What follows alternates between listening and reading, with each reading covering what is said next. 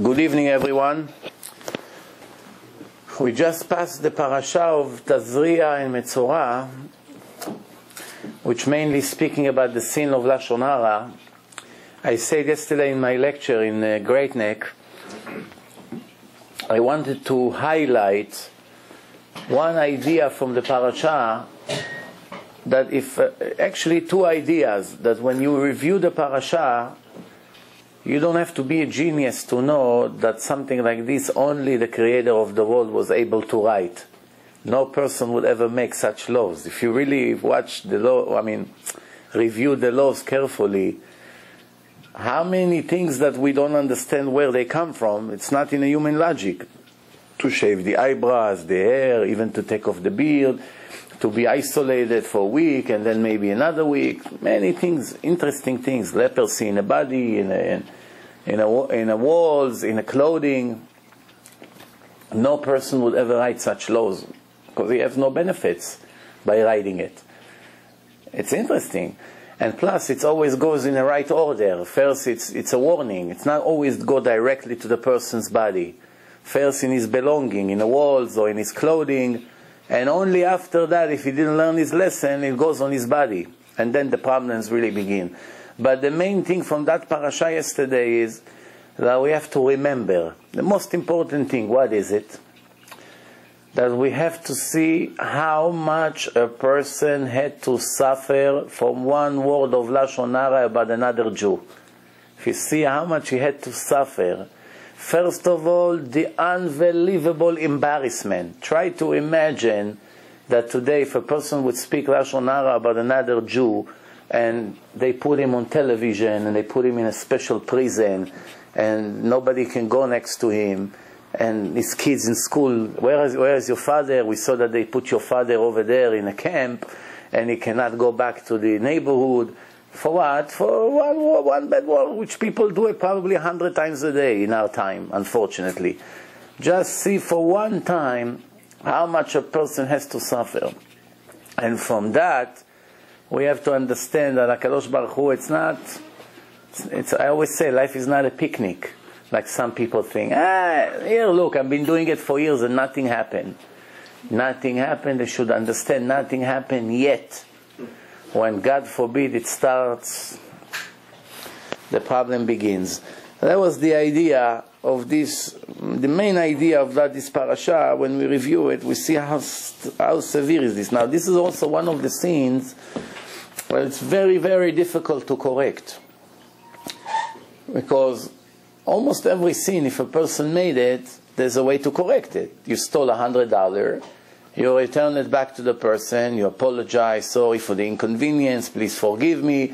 Comes Yom Kippur, you ask Hashem to forgive you, it's over. It's like you never did it. You make tshuva. Coming to a person and telling him, I spoke Lashon Hara, forgive me please, that's not correcting the problem. Why? Even if this person is a fool, and he agreed to forgive you right away without asking what kind of Lashon Hara you spoke about me, to who, to where, to see what kind of damage you made him.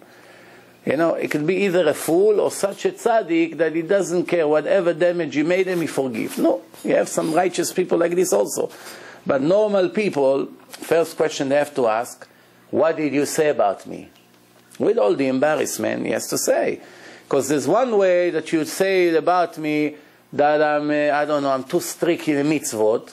You meant bad, but for me it's a compliment. So it's no problem, I forgive you right away. But if you come and start making up a bad reputation, and you say about me this and that, the word is traveling, and the damage accumulates. Why? If you have a store, for instance, let's say you sell meat, glad kosher meat, and one of your competitors, because he doesn't have emunah in Hashem, he makes up a rumor that your meat is not so kosher. You know, you have to be careful. That's all he said. You got to be careful from that store. And he goes and say to his wife, and she say it to half of the neighborhood. Within a month, there will be 1,000 customers that don't go there anymore.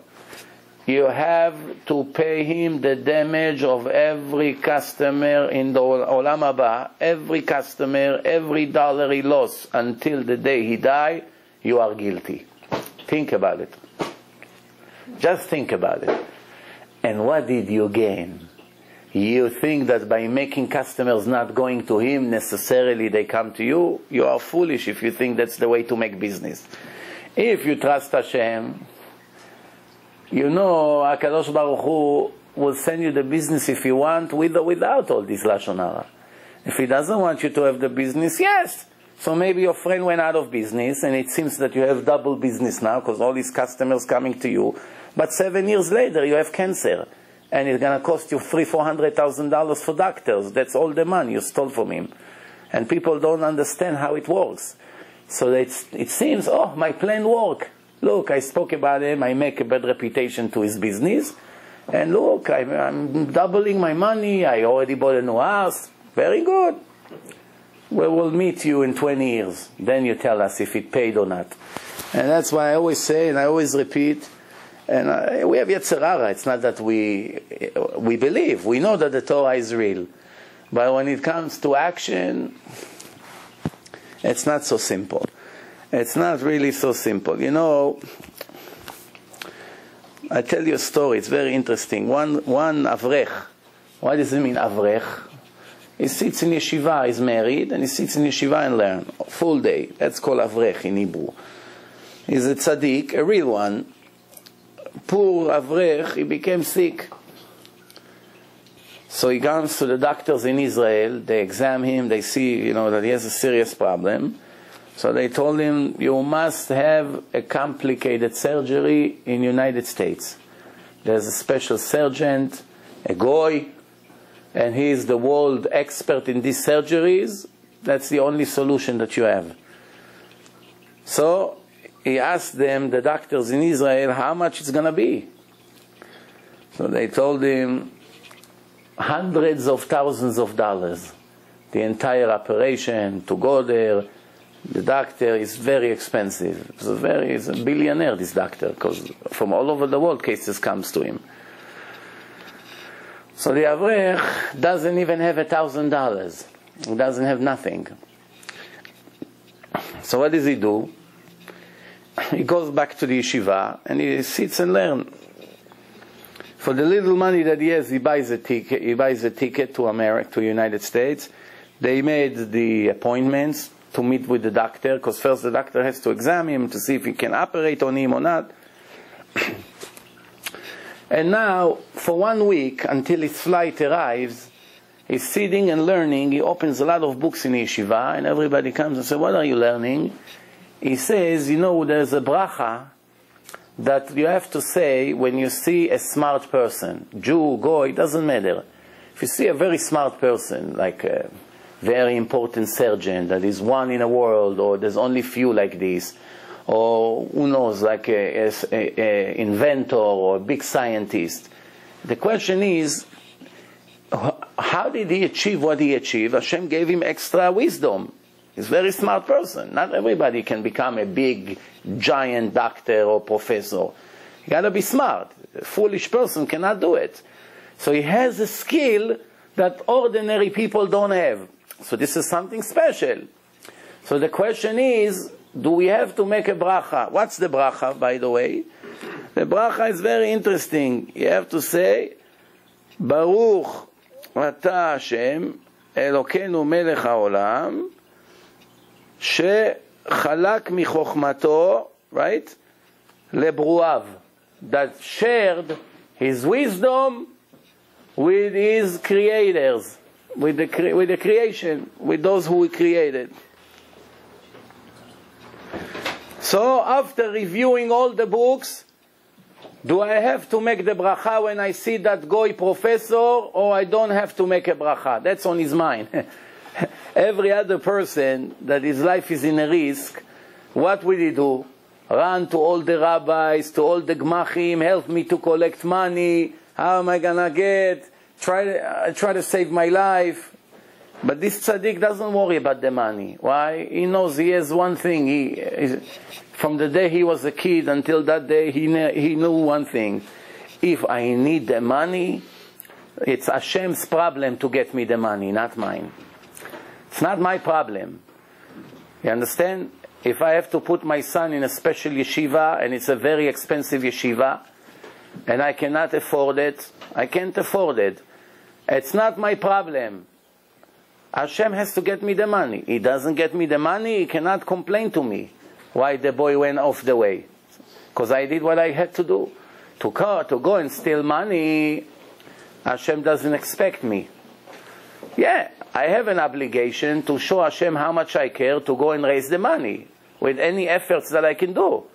But if I did what I had to do and I couldn't do it, that's it. From that moment on, you're not responsible anymore. What can you do?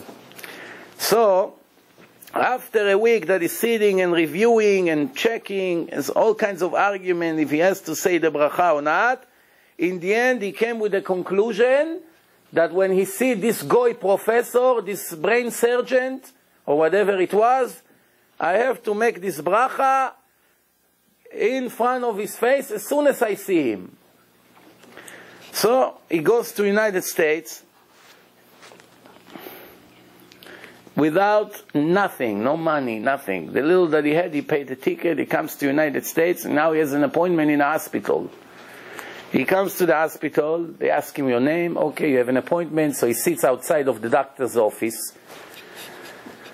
You know, he's reading, all of a sudden, the goy professor, you know, they called him in, so he sat in a room, the goy professor walked into the room.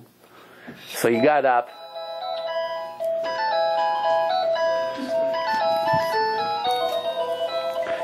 so the goy professor came into the room,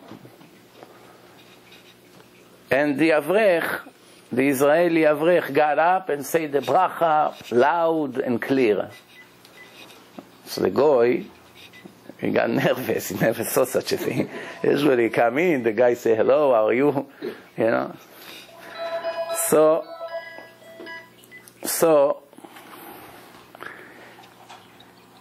the goy says to him, excuse me, what was that? So he said, in our Jewish tradition, we have an obligation that when we see a very smart person, somebody special, when we see a very smart person, we have to praise God for giving him this wisdom. So as soon as you walk into the room, I know that it's something special, so I bless God for giving you all this wisdom. So the goy, you know, here comes the doctor, you see, with the white jacket, he comes in, exactly like the story. Now I have to make the bracha. All right, when you see the video, you know what we're talking about. So anyway,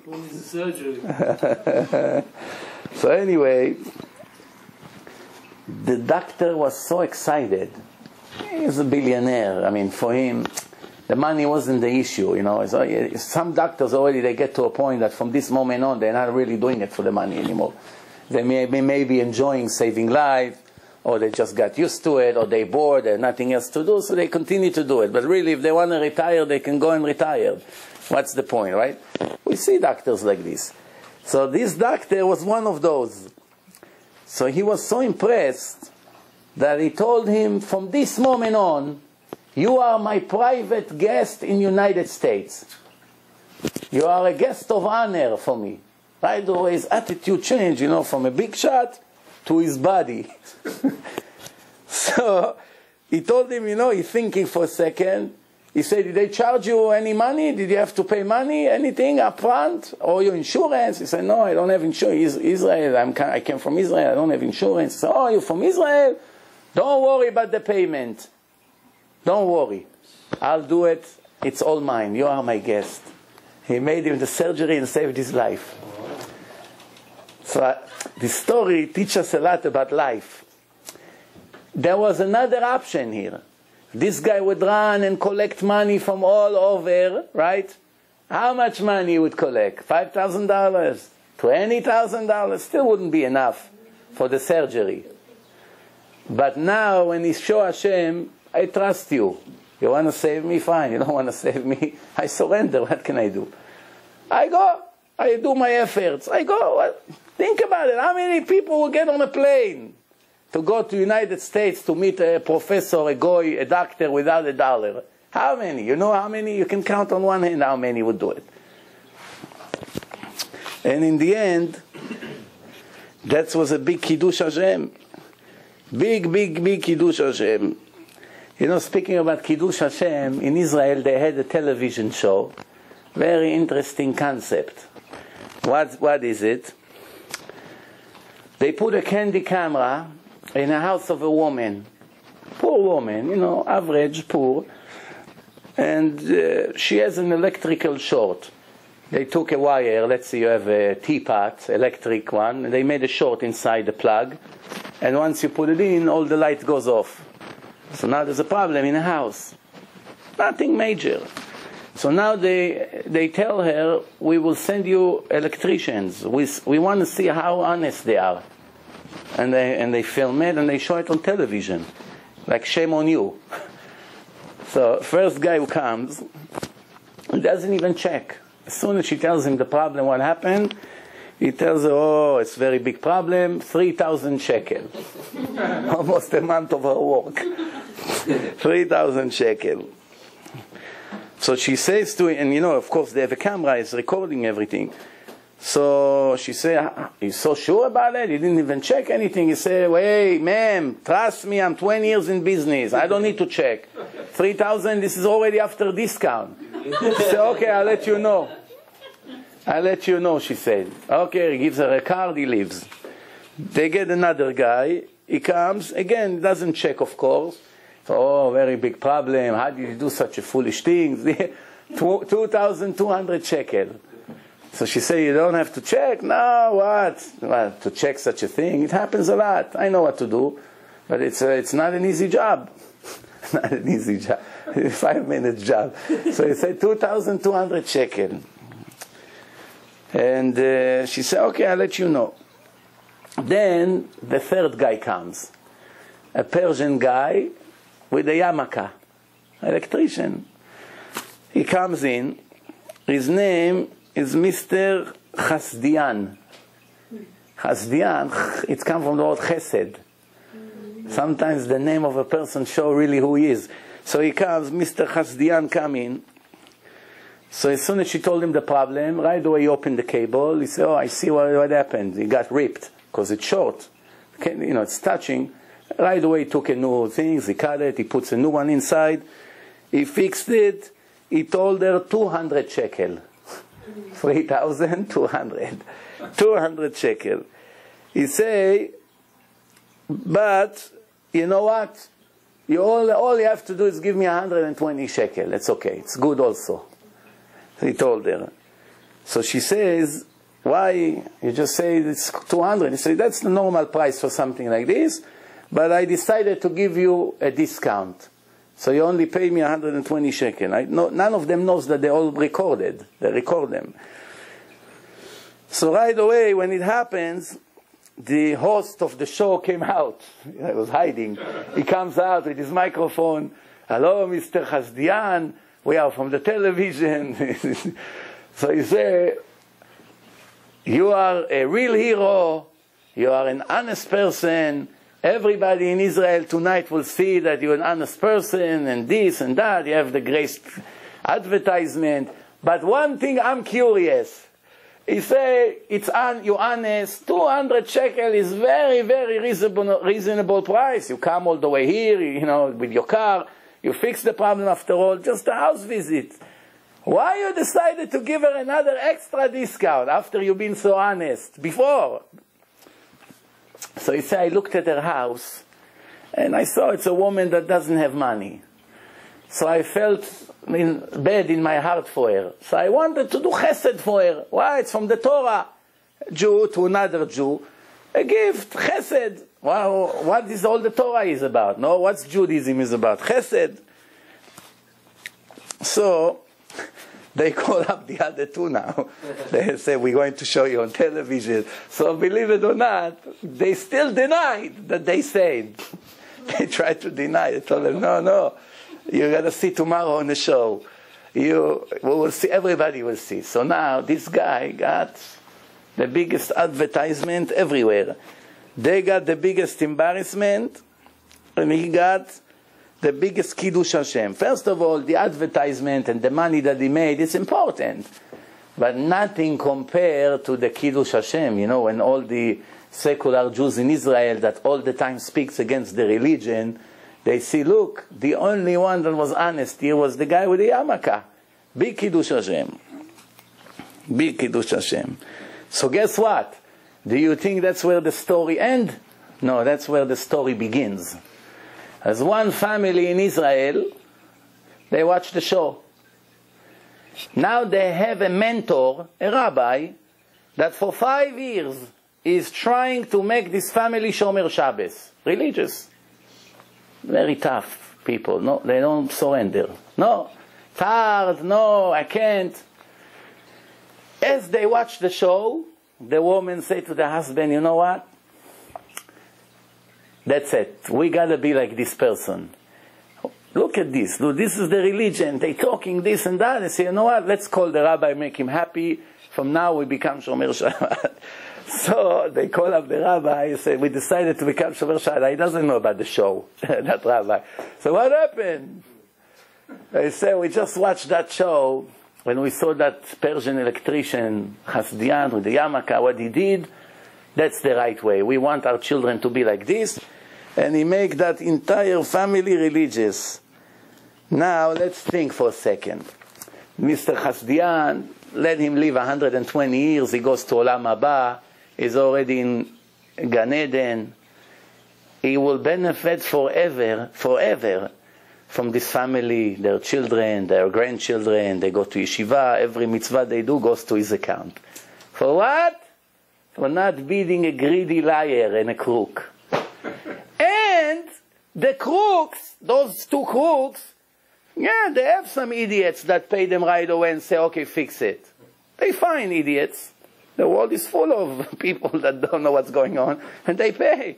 What can they do? But do you think they benefit from the money? That's the question. Nothing. This money has no blessing, no bracha in it.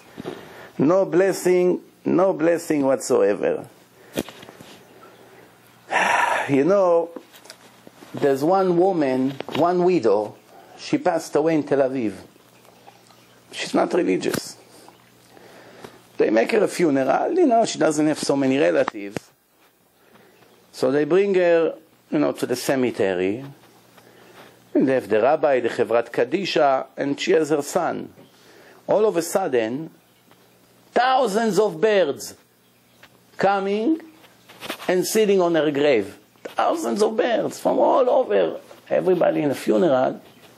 What's going on here? Now, they don't just come to the cemetery all over. They're all around her grave. So the rabbi looks at the son. He said, look at this. Look how many birds came. They sit on your mother's grave. So that's obvious, the boy says. All her life, the most important thing to her was not to throw the food and the bread, to make sure to give it to the birds. Every day she went to the terrace, she was putting jars with bread for all the birds to feed them. So all the birds came to pay her last respect. It's amazing. It's really amazing. The way the creation works is unbelievable. How they know that the lady died? How they know? The animals know a lot of things more than us. They know much more things than what we know. They see things, they know things. They don't have a free choice. They're not in a test. My aunt used to have a dog. You know, in Israel, all the dogs have American names. Steve, Billy, Bob. I don't know why. Every dog in Israel, Johnny, Steve. That's really the names of the dogs in Israel. Fine, you go in Israel, you see. So this dog, his name was Billy. Black dog, curly, very small. So before this family became religious, my aunt, her husband, and her children, so they had Billy. So they used to live in the city of Ramle. Ramle, it's next to the airport, not far from Ben Gurion Airport. So when they became religious, they moved to Yerushalayim, to the most religious neighborhood, you know, by the Bukharian neighborhood in Yerushalayim. It's all black hats there, yeshivot, this. Now the dog, you got to take him down. Cannot hide him in a box. You got to take him down. He needs bathroom, you know. So they go, her husband go with a leash, And all the religious people look at him like, what is this? Yamakan, you walk with a dog? Don't you know that the dog is a curse in a house?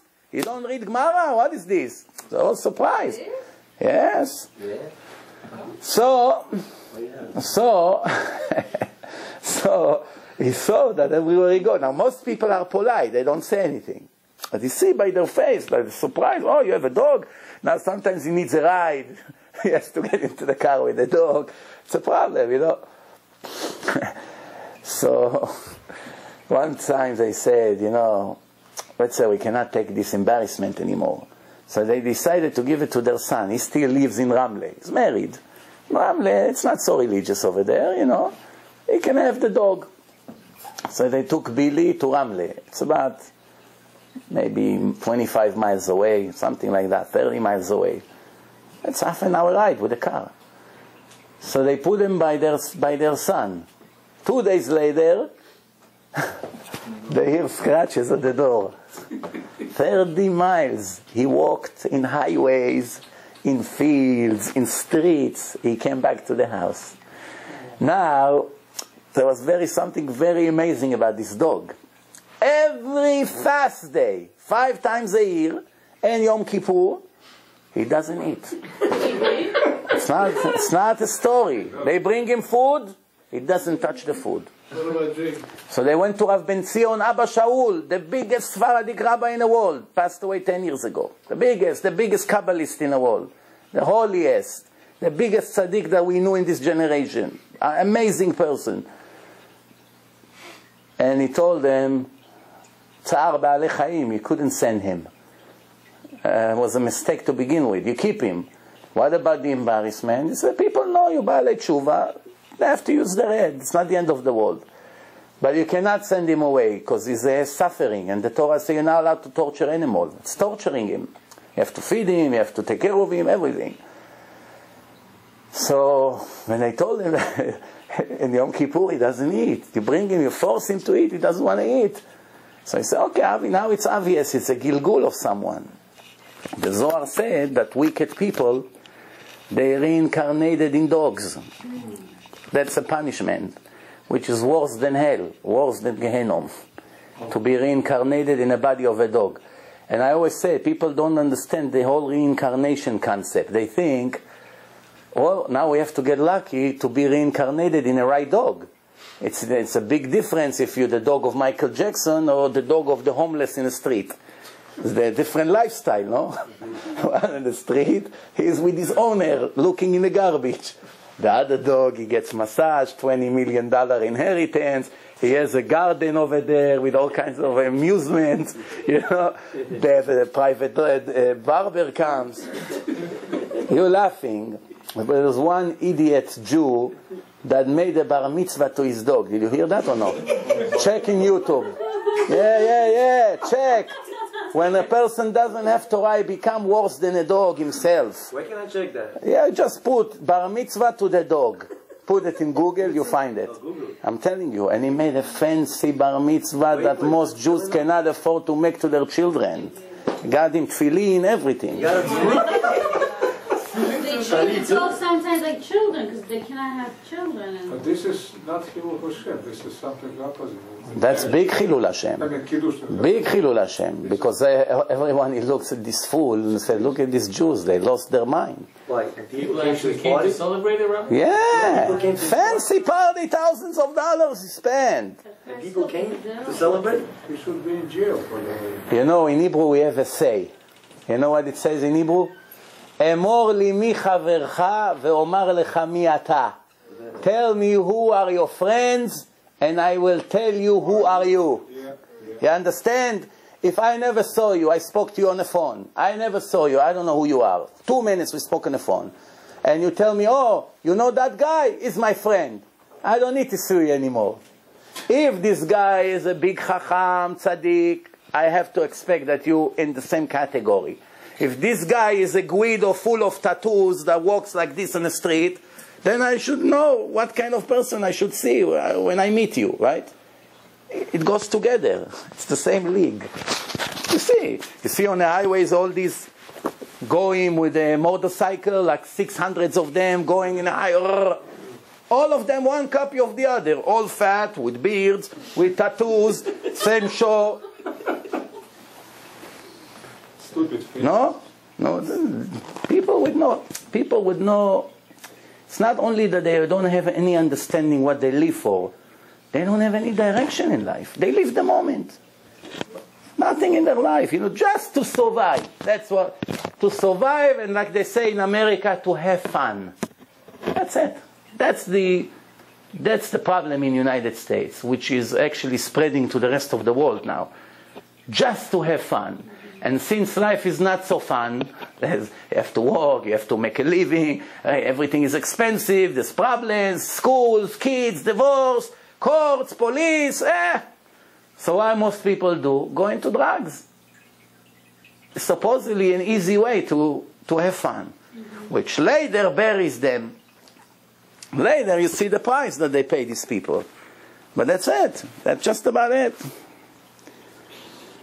So he made a bar mitzvah to his dog. Did anybody ever bother to ask him why is he doing the bar mitzvah? You don't understand. They make a whole TV show about him. What do I tell you? You go, you see. Somebody sent me that email. For a minute I thought I'm dreaming. They interview him. Did you actually see the dog? Yeah, they put He put its filling out on the dog? Yeah. Rabbi, maybe he was another dog that didn't eat on Yom Kippur. Let's put it that way. A dog made bar mitzvah to another dog. Oh my God. That's the bottom line here. You understand? I got to tell you something. People who have dogs, if you really think about it, according to the Torah, dogs is one of the 3 cursed animals. Snake, crows, and dogs. Snake, we know why. Adam and Eve, the first sins in the creation, the snakes is involved. Hashem cursed the snake. He cut his legs off. He had legs like crocodiles, many. Hashem chopped his legs off. He said, you'll crawl on the floor, and all your life, everything you eat will taste like mud. What's the proof that it's true? One rabbi made an experiment. What's the experiment? They gave the snake a rat, and they covered the rat with a cloth, a material cloth, like wool cloth or cotton, completely, a dead rat, and they cover it. And they left, the snake could have opened it up. They left it a little bit loose, that he can pull it, and it will roll the rat, and then he can eat the rat. He ate it with a cloth. Tons of cloth around him. Doesn't care, with it, without it, he eats everything. Everything you give him, he eats. And everything he eats, he tastes the same taste. We have this tens of thousands of tastes, so many tastes, different tastes. It's not only salty, sweet, bitter, 5 or 6 tastes, no. It's almost unlimited different tastes, all kinds of tastes. It's combinations. They don't taste anything. So everybody asks why Hashem did it to him. So in that, Hashem said, you don't need me anymore. That's it. Everything you eat, you can eat sand. You're hungry, you can eat sand, it's fine. So the question is, it's not such a curse. It's like having a vault, a safe, with parnasa for the rest of your life. You don't need Hashem, send us, parnasa, we need money, what does the rent do tomorrow? You don't need to be worried. He has everything he needs. So Chazal said, no, that's the biggest curse. When Hashem give a person billions of dollars and say, take for the rest of your life. I don't want anything to do with you. That's a curse. It's a punishment. My father, he has 10 kids. And he has one of them that he's tired of him. That he cannot stand him anymore for the way he behaves, what he does. So he said to him, you know what? I have $1 million, my inheritance worth $1 million. I have 10 brothers. Take your 100,000. Here is a check. Get out of here. I don't want to ever see you. He's going to be happy. Yeah, he got $100,000. But his father just told him, get out of here. I don't want to ever see you. So the dogs is one of them. The dogs and the crows, because Hashem told them you're not allowed to have relation inside the ark. Until Noah will open the ark and all the animals will go out, you're not allowed to multiply. There's no room. And they didn't care, those two. And they did it, so for that they were cursed. So now when a person has a dog, think about it. Everyone wants to be a boss. Everybody would prefer that he will have servants. Nobody wants to be a servant of someone, right? If they tell you, what do you want to be, sir? A chauffeur of a billionaire, or you want to be the billionaire that has a chauffeur? Do you know anyone who will choose to be a driver? Or a cleaning lady? Or cleaning the streets? Or a cook of somebody? No, everybody wants to be the king. Over here, people choose to be the servant of the filthiest thing on earth and pick up their bathroom in the street. And they don't even realize. So you see in Manhattan all these wealthy people with the fancy clothes walking, put a glove, picking it up. Unbelievable. These people don't even realize, hey, I came to this world and I chose to serve a filthy animal. With all the respect, after all, dogs are very faithful to people, we know. There's use with dogs, they use them. But the idea is that these people, and sometimes they are in love with their dogs. I remember 14 years ago, I did one Shabbat in Upper West Side. Upper West Side is a Jewish Orthodox community. There are a lot of young people. That's when I still didn't have white hair. I was also young. So my wife and I went to, I don't think we had kids at that time, maybe one. So we went there for Shabbat. And the synagogue, I think it was in a building. It's a dorm, like students. Maybe you know what I'm talking about, 72nd Street, West Side over there. So we go to the shul. Shul is in the second or the third floor in a building, but it's a regular building. Go in, come in and out. There's even another restaurant, but like a store that sells candies, So people goes in and out to this building, elevators. It's regular Manhattan. And the religious people go upstairs through the stairs and they daven and they go back home. So when I came down, one Goya came with a big dog, and the leash of the dog got stuck in the elevator and choked him to death. You had to see what happened there. I'm telling you, you never saw in your life such a thing. She was hugging him and screaming and crying and pulling her hair, and no matter what, the people were trying to relax her, nothing helped, standing there shocked. She was suffering a lot more than what a person suffers if he loses his boy or daughter. That's how much she was connected to that dog. You understand? And that's it. That's what happened when your spiritual level is so low, you connect equally to a dog. But when your spiritual level is very, very high, you cannot connect to any animal, especially not to a dog. But that's it. That's the situation today in the world. That's what's going on here. One person, when he came to America, I always say it, in the old days, it used to be 6 weekdays. Weekend was only Sunday. Shabbat was a working day. So there was one father of a Jewish family. So the poor father, every week he gets fired. He finds a job, he works. Why are you not coming tomorrow? I'm religious, I cannot come. I'm sorry, I don't need you. Goodbye. They paid him and he gets fired. So most of the Jews, they just got fired, they go. They look for another job. Some of them became not Shomer Shabbos. After a few months, they couldn't take it anymore. There's no money, cannot pay rent. Big test, very big test. But one of them, every time the boss, the guy, was firing him, he said, can you just write to me on a piece of paper, a note, why I got fired from here? So the guy said, who cares now, a note? Fire you because I need you tomorrow to work and you don't want to come. He said, no problem, don't worry, I'm not going to do anything with it. I just want to keep it for my record, that I know why I got fired. The guy said, who cares, no? So he writes him a letter, a little note. Got fired because of religious reasons. He cannot work on Saturday, and I need a worker who works 6 days a week. And he gives it to him. Another note. Came the holiday of Sukkot. So, they build a sukkah now. So his kids, they have a little tiny in Manhattan. How big is the sukkah can be? So they build a little tiny sukkah. And the kids are very excited. They made all kinds of, things to hang on the walls of the sukkah. So he tells his kids, wait a minute, I also have a lot of things that I prepared for the sukkah. So he got the box with all the notes.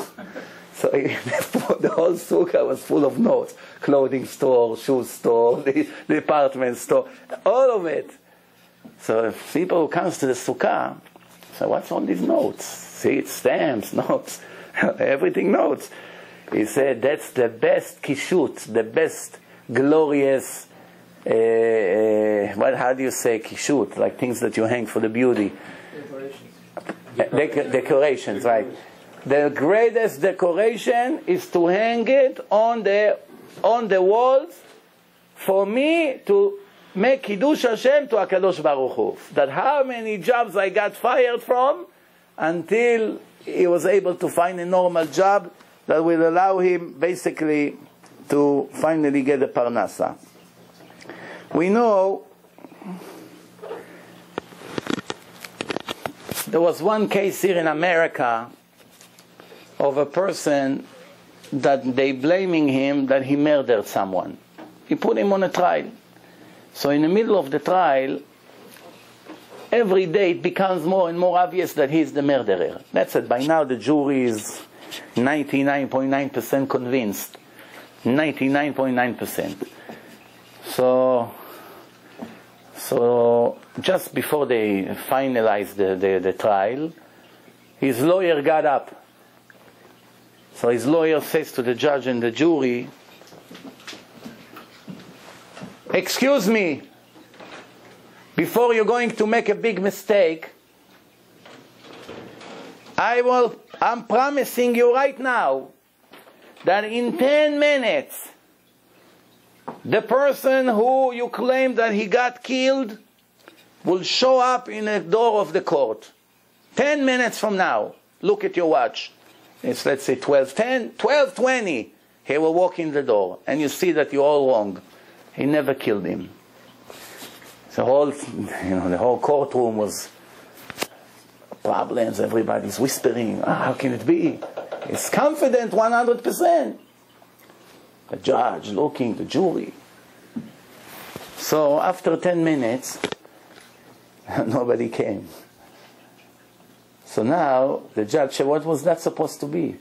Say, "Judge, the Constitution in the United States says that if you convict a person in a crime, you have to convince him only if there's no reasonable doubt. If you're 100% sure that that's the guy, then you convict him. All of you were staring at the door for 10 minutes, so nervous that he will show up. You're not even sure if he got killed. You want to convict him and send him for electric chair?" That's crazy. Give me a So the judge, you got us good. It doesn't say it, but it was too obvious. So what do you think was the end of that trial? A real story that happened here. What happened? They were about to convict him. That's why it was moments before they read their decision. He shocked them. Dismissed. I'm sorry to disappoint you. They execute him in the end, and they found him guilty. Anyway, They found him guilty. So how they found him guilty? Listen good. In a moment that the lawyer said what he said and everybody looked at the door, the entire jury were convinced that that's a reasonable doubt. Here, he got us. The lawyer proved his point. Except one woman. One woman that was sitting in the jury reconvinced all of them to convict him. How she did it, after such a beautiful trick? She told them, when the lawyer announced what he announced, from that second on, I did not look at the door. I looked at the defendant. For 10 minutes I stared at him, and I saw that he did not look at the door even one time. I was looking in his papers, his head was down. Everybody looked at the door. He did not look at the door. You know why? Because he knows where he buried the body. That's why he doesn't look at the door. You understand? And she convinced one by one. She said, we got all the evidence. We have witnesses, we had this, he didn't have an alibi, he lied, we found him lying. You know, how you find a person guilty, in the end they killed him. You understand? So you can lie to the whole world. You cannot lie to yourself. You know the truth. That's it. Yeah, there are people who put a show. She was looking at If you would look at the door, if you see him like this, at least he put a good show, no? Then I couldn't do anything. Reasonable doubt. Reasonable doubt, reasonable doubt. There's nothing you can do. The Gemara says in Masechet Menachot, page 44, the Gemara says, there's a person who was very, very careful with mitzvah tzitzit. Tzitzit, there are different customs. The Ashkenazim, they put the strings out. They want everybody to see it. So sometimes you see in the airport, the religious people, they have all their tzitziot out. The Sfaradim, they put it in. So it's not good to put it everywhere you go, to some filthy places, that it will be out. Because it symbolizes the name of Hashem, all the nuts. It's all like numeric value, how many, it can be 10 and 5 and 6. And then 5, which is the name of Hashem. It could be 39s in different orders. There's secrets in a tzitzit. It's not just you make knots according to your understanding. There's ways to do it. So the Sfaradim put it in, especially because in the old days they used to wear long kilts. So there's no way to take it out. Today we have pants so you can pull it out. But in the old days they used to wear like a long kilt. Like the Arabs and the Indians until this day, that's how they dress, the Muslims. So there's no way to take it out because there's no holes. It was always under the clothes. So this guy is very, very careful with mitzvah tzitzit. He has good tzitzit. He never takes it off. But he makes other sins. He makes other sins. So he heard that there is one prostitute very far away. You have to take a boat and go for days until you go to her place. It wasn't like today. Unfortunately, almost everybody on the street is either working in prostitution or model or walk just naked on the street. There was a different world. Ladies have very, very high respect to themselves, to the body, to modesty, Jews and non-Jews. The world is very corrupted in this generation. Very hard to believe. I think if it's going to be the resurrection of the dead, all the tzaddikim that will resurrect will beg Hashem, take us back. We don't want this place. They never believe what's going on here. But anyway, so he's very careful. So he heard there's one prostitute all the way in the end of the land, in one long city far away, that she charged 400 coins of gold. It's like a fortune to go to her, like she's a famous one.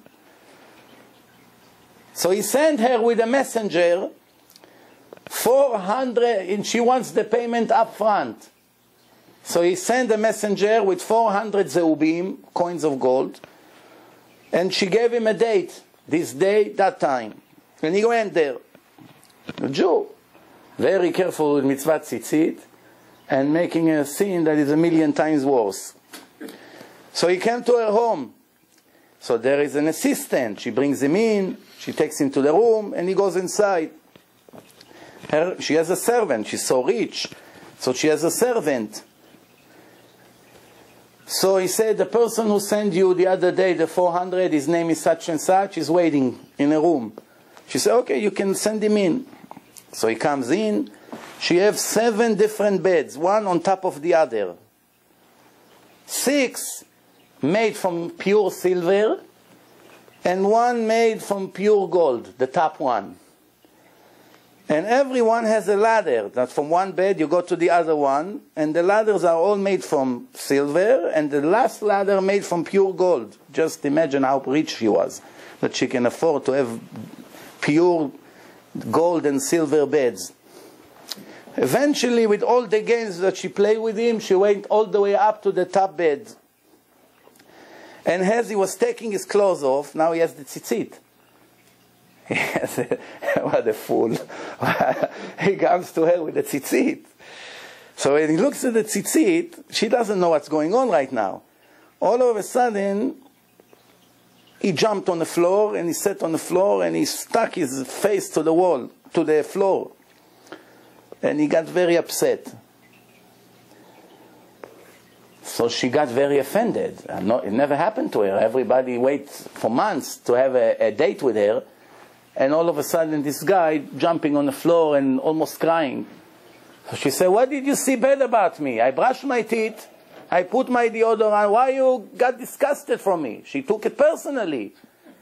She said, I make you swear to me that it's not because of me. So he told her,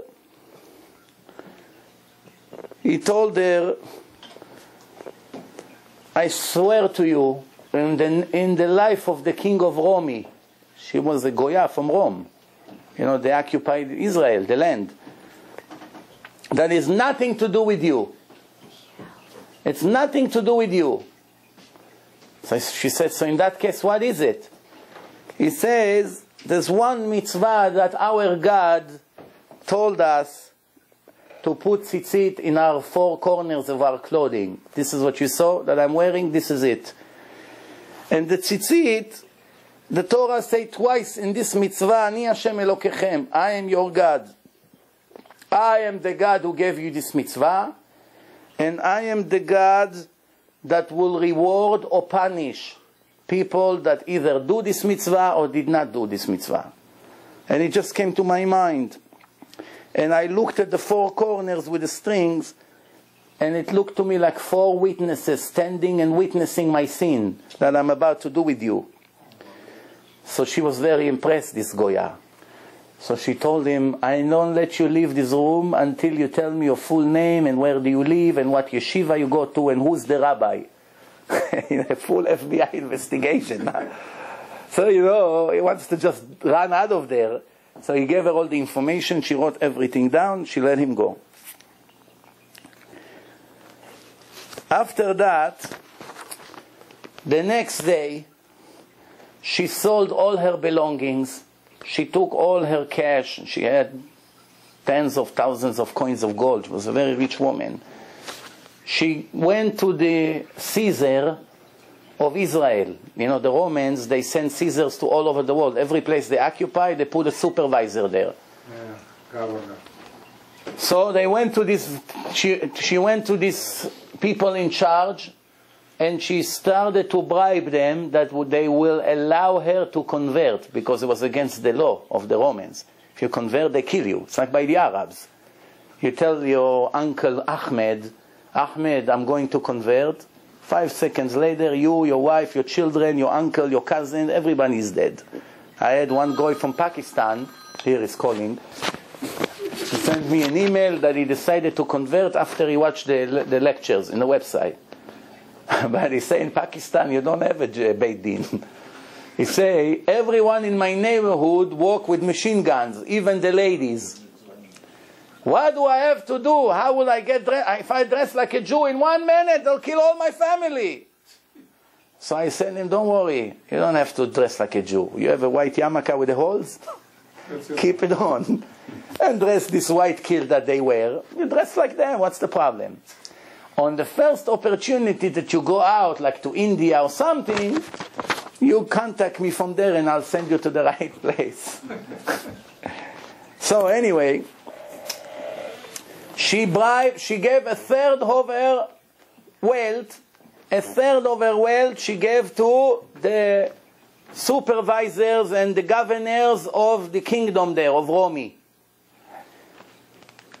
A third of her money she gave to all the poor people. There was tons of poor Jewish people at that time, because there was, after 3 years of ambush, that it was hard to get food. And a third, which was still plenty of money, she came all the way to the yeshiva of this guy, and she asked to meet with the Rosh Yeshiva. A big bag full of coins of gold. She comes to the Rosh Yeshiva. Who was the Rosh Yeshiva? Believe it or not, one of the greatest rabbi we ever had in history, Rabbi Chia. Rabbi Chia, the big Rabbi Chia. She told him, Rabbi, I came to convert. I want to convert. You see a fancy lady. Usually those ladies, you know, they are the queens of Rome. They don't want to come to convert now. So the rabbi suspect. So I say, maybe you fell in love with one of my students? Clever. she took the note that this yeshiva guy wrote to her with his handwriting. She took it out. She said, Rabbi, this is what happened. That's the truth. But I didn't come because I'm in love with him. No. Yeah, I mean, he's a nice guy, he's nice looking. Remember, in the old days, everybody had beard. Even the Romans. Everybody had beards. So she says, he's, how they say today, he's cute, but that's not the problem. I'm so impressed from your religion that the religion has such a power to take a man that already was in my bed and get him dressed and leave just because he fears God and respects God that watch him because of some stripes on the body. Something like this you don't find anywhere in the world. That's why I want to join the religion. Right away, Rabbi Chia said to the rabbis, convert her immediately. And the 7 fancy beds moved from her house into this guy's house. So Chazal says, in the end he got the 7 beds. He got them. But this time it was legal. Before, Hashem Yerachem, for every bed, what kind of Gehenom he was supposed to get. But now, at least he got it in a kosher way. Before we finished, it's very interesting, because one guy was walking in the street. He was walking in the street, and he saw a widow, a very rich widow, with her mother that lives with her. Her husband passed away, and he saw they live on a ground level. He saw from the window that they both sleeping on a bed, and a big bed, and snoring, and he saw a box with all the jewelry that people used to put in these big fancy boxes right there. So all he has to do is come from the window, 3 steps, he takes everything he wants, and he becomes rich. So he quietly goes in, he opened the box, bracelet, gold, silver, diamonds, everything. He's about to put everything in a bag and run. Then he started to think, wait a minute, what kind of a Jew I am? If I have faith in God, then this is not going to bring me any wealth. It's not mine. I have to lose it. I cannot enjoy it. If I deserve it, Hashem will send it to me anyway. So what's the point of stealing? I have to overcome my test. He put everything back and closed it. After a month or 2, he sits and learns in yeshiva. Forget about that already. Who does he see? This fancy rich woman standing by the gate of the yeshiva speaking to the rabbi, to the Rosh Yeshiva. She said to the rabbi, my husband died and I decided now it's time for me to get remarried, And I want the best guy in the yeshiva. The one who learns the best and is honest and this. So the rabbi said, I have one guy is perfect for you. Who is he? He points at him. And they got married. So he said that in his engagement speech, he said, all these jewelries that you see, he tells them the story. I almost got it before the time. But since I didn't surrender to my Satan, to my evil inclination, now I got it in a kosher way. That's what the Chazal and the Gemara is full of examples. If it's yours, it's yours. If it's not yours, it will never be yours. Even if you grab it and put it in your home, it's not yours. You took it, you have to pay for it. Sometimes it doesn't pay. The payment is too heavy. If you have any questions before we finish, everything fine, clear, yeah. Last week you asked a question. No. You remember? Yeah. No, tell me if you know the answer. Yeah, for 80 days. You have the answer? Maybe. Levi has the answer. Really? But he told me the answer before I walked in. Already on the street here. No, what's the answer? What's the question? The Torah says that if... Question. You didn't tell the question. Okay, so maybe since it's a different audience tonight, I'll re-ask the question and we'll wait for the answer for next week.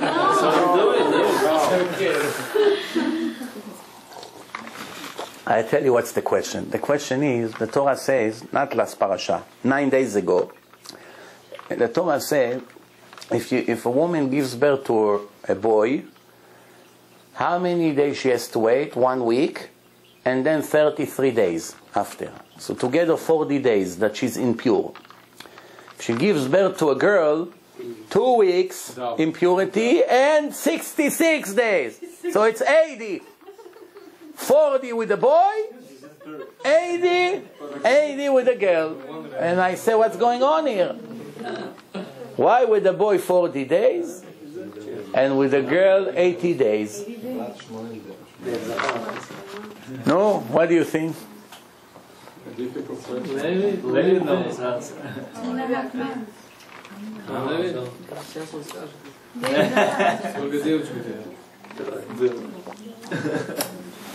So the truth is, I looked in the books for the answer for this question. I didn't find any convincing answer for it. There's one answer according to Kabbalah. Kabbalah, it's all the secrets. I was hoping to find a simple understanding of that. But it's a secret of Hashem. So Levi, please tell them the answer. No? According to the Kabbalah, it takes much longer time to elevate the holiness of a woman than the man. Now I know all the women is going to get offended, but what can we do? The holiness of a boy, it's bigger than the holiness of a girl. It doesn't take that long to get rid of the impurity. But with a girl, it takes longer, according to Kabbalah. By the way, one of the biggest mistakes that people do in religion is misinterpreting the blessing of the morning. We have a blessing in the morning that every man say, Baruch Ata Hashem Elokeinu Melech HaOlam Shelo Asani Isha. Bless you, God, that you did not make me a woman. All the feminists, they get very upset. So the Reform, they changed everything in religion, of course, according to their understanding, or foolish understanding, I should say. And they made a new religion. It's not even religion, because everything is allowed. So everything is allowed. So they made a new Sidur. What do they write over there? Baruch Ata Hashem Elokeinu Melech HaOlam She'asani Isha. Or Shelo Asani Gever. I'm not even sure. One of the two. They modified the blessing. Later, in later generations, the rabbis, not the rabbis in the time of the Gemara, only a few hundred years ago, they added one more blessing to the Sidur, Baruch Ata Hashem, without the name of Hashem. Baruch Shasani Kirtzono. Bless you that made me as you wished. Maybe to cheer the women a little bit. But the truth is that the only reason that people get upset at this bracha is because of 100% ignorance. They just don't understand what's the meaning of the blessing. So now it's finally time to answer this question that all of you will rest in peace. You don't like that expression. So, rest in this life in peace, don't worry. So what is it? Did you see the order of the blessing? What's the blessing that comes before that? And what's the blessing that comes before that? There are 3 blessings back to back. The first one is, bless you God that didn't make me a goy. What comes right after that? Bless you God that you did not make me a slave. And the third one, bless you God that you did not make me a woman. What's this order? It must be in the same order. Must be. If you ruin the order, it's not good. This whole blessing is we praising Hashem for giving me, the man, the opportunity to keep as many mitzvot as possible. So what's the right order? A goy have only 7 laws to keep. That's it. 7 laws and finish. That's his test in life. A slave, which means Eved, how you become a slave in the old days, in the time of slavery, 2,500 years ago. A goy that wants to be a slave of a Jew must convert. He cannot stay a goy. So as soon as they make him the slave, they convert him. So he becomes Jewish now. But he's a slave. What's the difference? That he is obligated to keep all the laws that apply to women only. He's not obligated to learn Torah. is not obligated to put tefillin, but every mitzvah of a woman, except to go to the mikveh for nida, because he doesn't have nida, but except that, all the mitzvot of the woman he has to do. Man? Yes, man, all mitzvah of the woman. A woman eats, she has to make bracha, so he has to make bracha, right? A woman, she has to pray once a day, so he has to pray once a day. All the mitzvot that applies to a woman, it applies to him. Why he's not obligated to keep the laws of a man? Because he's not free. In order for you to come learn hours Torah every day, you have to be a free man. If you have to show up to Shachrit and put tefillin, you have to be free, that you can go every day in the same time. But over here, somebody gives you orders. So it's like a woman that her husband's asking her to do certain things. That's why she cannot go to the yeshiva. She's going to go to the yeshiva. Who's going to raise the kids? She has obligations in the house. So because the goy has only 7 laws to keep, so the first one we praise Hashem for not doing us is like a goy, because he has only 7 laws to keep. And when we say this bracha, we shouldn't think about the homeless goy in the middle of the street that washing your windshield for a quarter. No. You have to think about Obama or George Bush or Bill Gates, the greatest goyim in our time. This is what you have to have in mind when you make this bracha. Not a poor guy with leprosy, without his arm, a survivor from Vietnam that's begging for a quarter for coffee, like you see here in New York. No. That's not what we have to have in mind. Or those murderers in jail. No. The fanciest goy, he still can keep only 7 laws. So we bless Hashem. Thank you for not making me Bill Gates. With all the respect, he can only keep 7 laws. There's nothing personal about him or her or anybody else. It's just the concept of how many mitzvot I got as a gift. How many the goy got? 7 only. Why a mitzvah is a gift? Because there is a huge reward. It's like somebody who applies for a job and they're only willing to give him 2 hours of work. He's upset. Why are you upset? You're only going to work 2 hours a day. You go to the beach. What's the problem? You fool. I want to make money. I want 10 hours to work. Why? You like to work so much? No, I hate to work. So why you want to work? Because I want money. Right? And it's what brings reward. So first, thank you for not making me a goy. Second, thank you for not making me a slave. He has much more mitzvot than the goy, but he doesn't have mitzvot like a man. Right? Or even not like the woman, because the woman has few mitzvot that he doesn't have, such as nida and others. So he's a little bit less than a woman. And thank you for not making me a woman, which is the next one on the list. And the last one, it's men. So we have the right order. So it only applies to this concept of how many mitzvot I keep. Since the woman doesn't have the mitzvah of limud Torah, which is the most important mitzvah, limud Torah keneged kulam, the man is allowed to make this bracha. Thank you for not making me a lady. You understand? And it's not because of some people think that ladies are less or whatever. The opposite. The Torah said that the women have a more developed wisdom, bina yetera. And they are closer to Hashem in a much faster way, from the heart. They don't have to learn 20 years to get close to Hashem. They can get closer to Hashem in an express way. It's the heart of a woman is connected to Hashem in a much easier way. That's why they don't even need all this Torah learning and many other examples. They have more fallenness then. They have what? Again, more fallenness. No, we're not. Yeah, like, again, you didn't understand me. I'm not talking about the holiness. I'm not talking about who has easy life, hard life, who has more money, has nothing. We're not talking about this. We're only talking about the idea of who has the merit to keep more mitzvot. That's it. Which is a gift from God. So who got the greatest gift? The man, the Jewish man. Who is next on the list? The woman. Who is next on the list? The slave. Who is the next on the list? The goy. That's all. There's no prejudice, no racism, nothing like some people think. Baruch Adonai Leolam. Amen ve'amen. We'll see.